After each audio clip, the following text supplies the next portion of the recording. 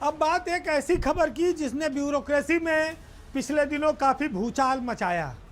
बात UP pollution control board की, one और पर्यावरण मंत्रालय की, जहां के अपर मुख्य सचिव मनोज कुमार सिंह को नौकरी के आखिरी वक्त में बेआबरू होकर जाना पड़ा।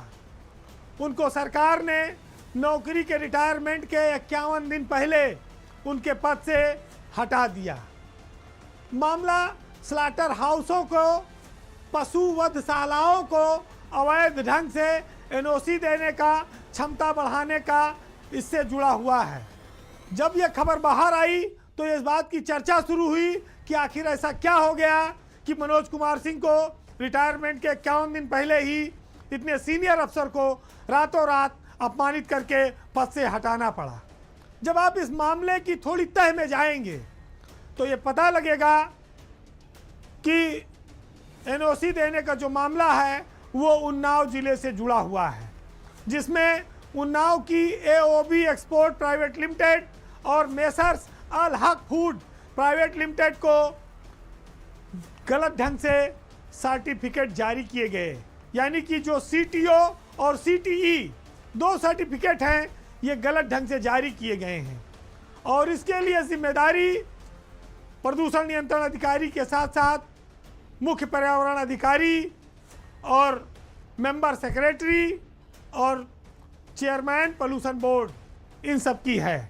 लेकिन मामला तब ये सामने आया जब RP Singh pollution control board के चेयरमैन बने और इसी बीच यूपी के चीफ सेक्रेटरी से एक शिकायत हुई। उस शिकायत के बाद जब जांच शुरू हुई तो इस बात का भंडाफोड़ हुआ कि प्रतिदिन क्षमता से अधिक पशुओं को काटे जाने के लिए जो कई सारे एनओसीज निर्गत किए गए, उसमें काफ़ी मिलीभगत थी, पर्यावरण एनजीटी के नियमों का पालन नहीं था और जो सर्टिफिकेट जारी किए गए उसमें लंबी कमीशन खोरी हुई। आशीष तिवारी का नाम आप जानते होंगे, उनको भी सरकार ने हटा दिया है। मनोज सिंह तो हट गए लेकिन संजीव सिंह का कुछ नहीं हुआ। पर्यावरण एनओसी जारी करने में जितेंद्र सिंह डिप्टी डायरेक्टर पर्यावरण को अभी तक बचाए हुए हैं। जितेंद्र सिंह वही है जो एक बार 4 लाख रिश्वत लेने के मामले में जिसका वीडियो वायरल हुआ था, जिसने पर्यावरण की एनओसी अवैध ढंग से लगातार जारी करता रहा।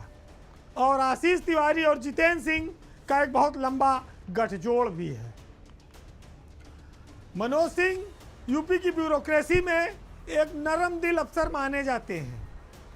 उनके ऊपर आरोप चाहे जो हो, लेकिन जब वो मुंह खोलेंगे तो बहुत सारे लोग बेनकाब भी हो जाएंगे, क्योंकि मनोज सिंह ने अपनी लंबी सेवा के दौरान बहुत सारे राजनेताओं से लेकर ब्यूरोक्रेट से लेकर व्यापारियों तक के सबके वो काम आए हैं, सबकी उन्होंने मदद की है।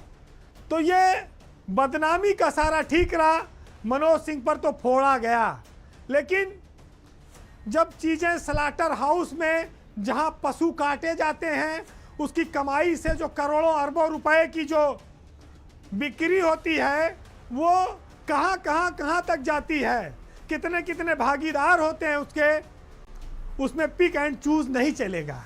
नीचे और ऊपर के लोगों को काट दिया जाए और बीच के लोगों को छोड़ दिया जाए। ये माना जाता है कि भ्रष्टाचार की गंगा हमेशा ऊपर से बहती है।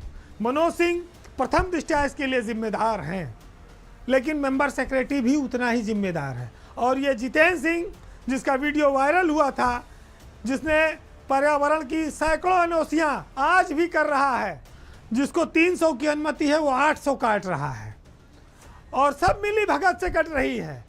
जिले में भी जो बैठे अधिकारी वो भी खाते हैं और जो पर्यावरण डिपार्टमेंट में बैठे वो भी खाते हैं। खाते सब हैं, लेकिन जो फंस जाए वही आज के ज़माने में चोर है, बाकी सब बादशाह हैं। तो आज के पावर सेंटर में इतना ही। जाते जाते इन्हीं हालातों पर आपको एक महत्वपूर्ण पंक्तियों से रूबरू कराऊंगा। देखिए, चूंकि कवि, शायर और पत्रकार, इनका काम है कि सत्ता के खिलाफ, सत्ता की कमियों के खिलाफ जो बातें हैं वो लोगों के सामने रखी जाएं। हर युग में ये हुआ है, हर सरकारों में हुआ है, सरकारें इसका बुरा भी नहीं मानती। तो आज इन शब्दों को उसी तरह से सुनिएगा कि जूझते रहना सुनो हालात से, और पेट भरता कहाँ है खैरात से। तेल बाती दीप माचिस चाहिए, रोशनी होती नहीं जज्बात से, और वो कभी सच्चाई न सुन पाएगा, लग रही है चींटी उसे हर बात से। नमस्कार।